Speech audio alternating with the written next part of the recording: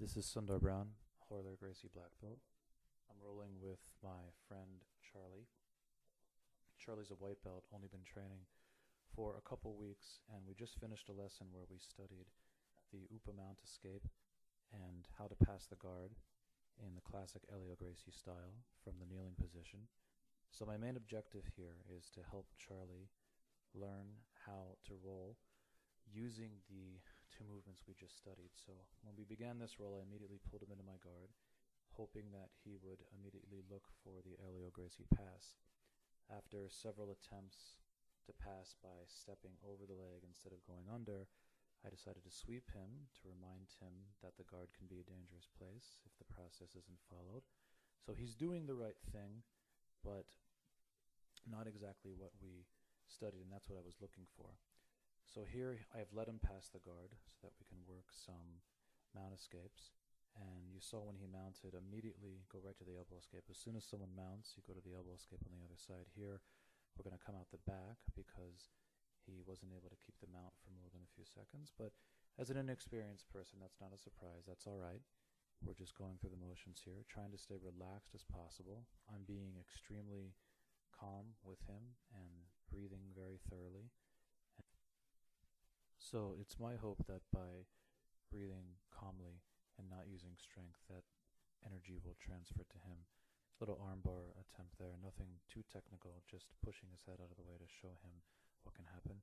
Here he stood up and we went for the scissor sweep. Now I've mounted him intentionally here, and he's going to start pushing on my elbows, but not before he starts to grab my collar and throw me off. This is not what we had learned, and what I'm looking for is for him to use the Upa mount escape that we studied in order to escape the mount. Set up a little bit there, rolled over, I held his hip and took him with me. Now we're back to the classic mount position. I'm looking to maintain control. He's pushing my arms and he's reaching a lot. There he goes to push my knee, and I'm just going to put my hands out for base and lean over. As soon as he touches my knee or my hip, look, I reach down and I pull his hand off by either grabbing the sleeve or the elbow. You can see I'm doing that on both sides. And he's a little bit panicked now because the mount is a pretty scary situation when you're new to it. So we have to go back and review. And after some time, you'll see I eventually tell him to perform the Upa escape. Here I give him the go-ahead. He traps the hand, traps the leg, bridges, and rolls over to his left, following what we had done in the lesson plan. So now he's relaxed here, and I'm going to look for him to pass the guard using Elio Gracie's classic pass again. So far he's enjoyed stepping over. There he goes again. He's using his left leg to step over the opening that he creates by pushing down with his elbow. But against an experienced guard player, that won't work. What he needs to do is open the guard wide. There he stepped over, and I just put him back inside. That's what I'm going to do every time until I see that he touches, or I'm going to start to move for the submission. So here I'm reaching around to choke him from the left side. And I put the choke on just long enough to make him understand that it could be finished and then let go, hoping that it would bring him back to the guard position and we could start to see the Elio Gracie classic pass. There you see him breathing. So he's gathering his wits and he's starting to think about what he needs to do, and he's getting close. You can see the idea materializing in his mind, but it hasn't happened yet because he's had some success. There, he tried to run to the right, and I simply put my right hook behind his knee, and he dragged me with him. Very effective technique to use from the guard when someone is trying to stand and pass. If they try to move to one side or the other, you can just hook behind the knee and follow them. But eventually, he gets frustrated and starts to go for a submission, forgetting that because he's in my guard, any submission that he tries to do to me is 100% ineffective. It's simply not there because too much leverage is on my side. So there he wasn't passing properly, so I decided to roll him back over, basic sweep, hooked under his right leg and went over my left shoulder. And now I'm mounting again because I figured he did the mount escape properly earlier, so let's let him continue to work that in a live situation. So he rolls me over here. Nice Upa mount escape, and now he's back in the guard. And these are the two positions rather, that we're going to move back and forth between for the majority of this roll. There I let him step over. Let's play a little side mount now. Right, I'm looking to see what I can learn from him just as much as he is from me. Classic defense here, you see I'm lifting my right knee and touching his body with it, so that way I'm sensitive to his leg. Every time he steps over, I'm going to catch that leg and not let him pass for the mount. In this case, he decided to step off and didn't keep enough closeness between us, so I simply turned back to face him using sort of a half elbow escape on one side and replace the guard. Now I'm holding his sleeve to make it a little difficult, but I'm also using my left hand to hold his sleeve, trying to encourage him to post on my arm. Here he went to the same side again, attacking the arm, and this is just a basic lack of knowledge. He's new to Jiu-Jitsu, but he understands that it's a technical process, and as his lexicon, his database of technical movements grows, then he won't resort to these things. He's doing that because we've studied some arm bars from the side mount recently, and he's not differentiating between the side mount and the guard, but he will in time. Right now, that was just a little shimmy getting back to the center of the mat. Here, we're going to start to look for an arm bar. I'm throwing the leg wide on purpose to give him a chance to defend, and he is pulling the arm out, so at least he's aware that that's coming. And now I'm going to sweep him soon because he didn't pass the guard using the alio pass, so we're back to the mount. In this position, I'm going to stand, give him a chance to play around with his guard a little bit. He dropped the legs there, again, not knowing what to do because new to this, he only has a couple positions down. So it was easy for me to just walk to the side mount after taking the advantage he had away. You see, I keep his hips on the ground by pinning him, and I'm also using my right hand under the arm here so that I can mount him and he can't push my knee as I step over. And he's hugging me from the top, which is effective if the person is punching you in the street, but in this situation we're looking just for him to do the mount escape. And here we're doing the classic swim in. He tries to swim inside and I swim inside. He tries to swim inside and I swim inside. Every time he swims inside, I swim back inside. I flip to make sure that I always have this posture. He's dragging the collar because now the duration of the match is getting to him. It's already been 7 minutes, and he's a little fatigued because he's not used to relaxing while rolling, so no problem.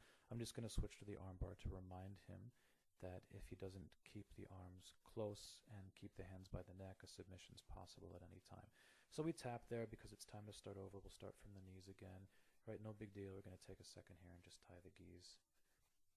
It's nice to start fresh with the gis tied so that both people have an opportunity to take full advantage of all of the positions and grips that the kimono offers while rolling.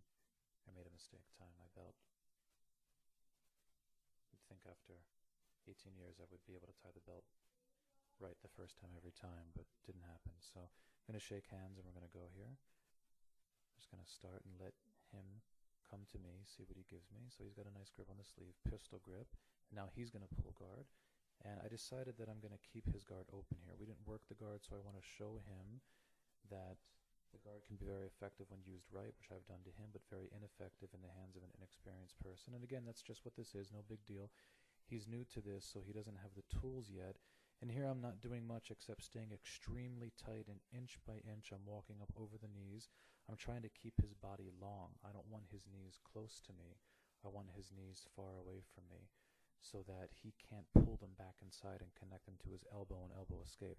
So now we've done this, we've climbed to the mount entirely, and he's grabbing the arms again, and he's forgetting to do the upa escape, but now he starts to sit for it, and it's too late. It's too late. It wasn't fast enough, so I remind him that he should have escaped right away by using the armbar. I don't want him to waste his time grabbing the arms, grabbing the collar. I want him to develop a reflex so that when he's mounted, the first thing he does is trap the arm, trap the leg, make a bridge, and start to roll.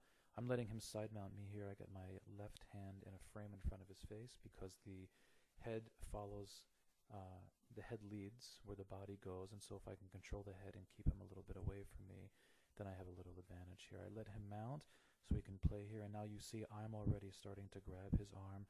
I'm already starting to trap his foot. He kept grapevining me by sticking his legs back and stretching them. So easy for me, I switched to the upa right here. I was defeating the grapevine hooks by straightening my leg and putting it down the middle and then re-grabbing. Right, so we back up a couple seconds. You'll see that the same upa escape that I wanted him to use, I used immediately, and I defended. Here I'm using intentionally, I could have passed in many ways, but I'm intentionally using the exact pass that Elio Gracie teaches as the classic kneeling guard pass, right to the mount, right to the mount. And then from the mount, because he didn't go to the mount escape again, I'm immediately grabbing his arm. Now, at this point, Charlie already has a black belt in another martial art, so he knows the hard work that goes into this, and he knows what it means to fight.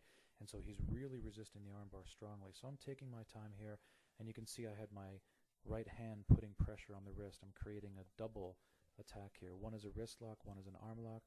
We're going to shake hands one more time here, and I'm going to go right down and give him my back. And we're going to do some back training now and play from here and see what he gets. I'm keeping my elbows tight. I'm going to let him sit me over here and start to take my back, but instead I reach over with my left hand and come out the opposite side. You saw that I controlled his shoulder so that he couldn't move away from me. Again, I'm stretching his body open so that I have this area in which to mount. I go right to the mount here. I'm still trying to get him to work this. We're doing a lot of swimming, a lot of flipping, but look, he's looking for it. He's looking for it, but it's not quite there. It's not in his mind. Here we go. He's grabbing.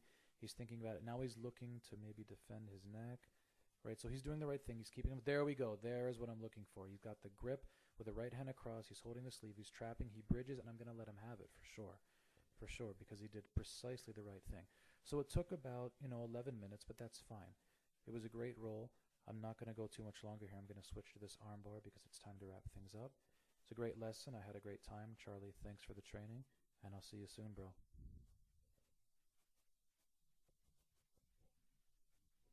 Little handshake. Always keep the love between you and your training partners. Very important.